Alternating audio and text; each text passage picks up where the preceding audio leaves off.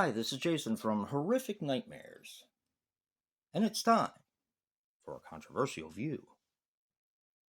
Today we're going to be talking about the Amityville Horror from 1979. Now, I've known about this movie ever since it first came out, of course. The TV spots, of course, scared me when I was a little kid. I still think it's one of the most effective scores in any haunted house film. And I really enjoyed this movie to the point where I kind of went down a rabbit hole and looked at all the documentaries, any story I could find on it, because the stories are still coming out to a certain degree. A few years ago on Netflix, I watched My Amityville Horror, which was actually about one of the Lutz kids. And he talks about stuff that happened in the house. What's funny is, it's all fake. Yeah. And it kind of changed the way I looked at the film. Now let's talk about the controversy behind the Amityville Horror. Now, what is true? Ronald DeFeo did kill his family in that house. And when he was questioned why he did it, he responded, because the voices told me to. And apparently, that was the only thing they needed in order to concoct this story about the house. William Weber, who was Ronald DeFeo's defense attorney, and the Lutzes concocted this story over, and I found this out the other day, I was talking to Joe, over many bottles of wine. And actually, in 1979, William Weber, who was Ronald DeFeo's defense attorney again, filed a lawsuit against against the Lutz family, as a fraud case because none of it was true. That's just crazy. And the studio behind the film, American International, went as far as to concoct another story about strange occurrences that happened on the set of the Amityville Horror, which never happened. Now, I read the book when I was younger and really enjoyed it. That's part of the whole rabbit hole thing, going down the rabbit hole of documentaries and reading the book and so on and so forth. And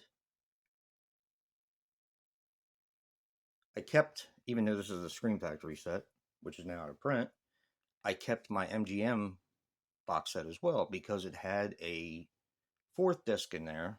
It has the Amityville Horror, Amityville 2 The Possession, Amityville 3D, or just Amityville 3.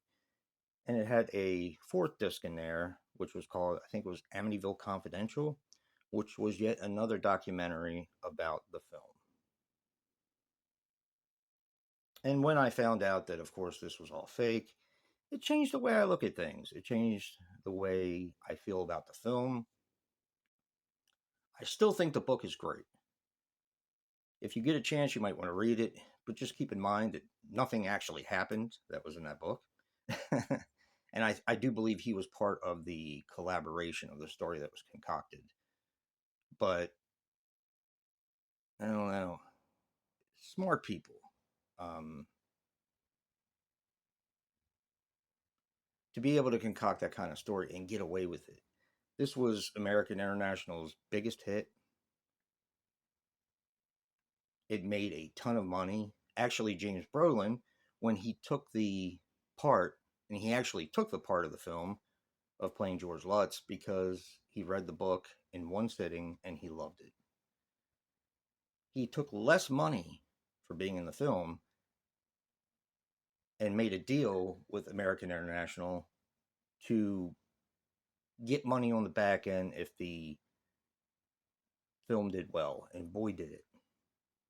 He ended up making $17 million for being in that film, which doesn't sound like much today, with a lot of these stars and what they make.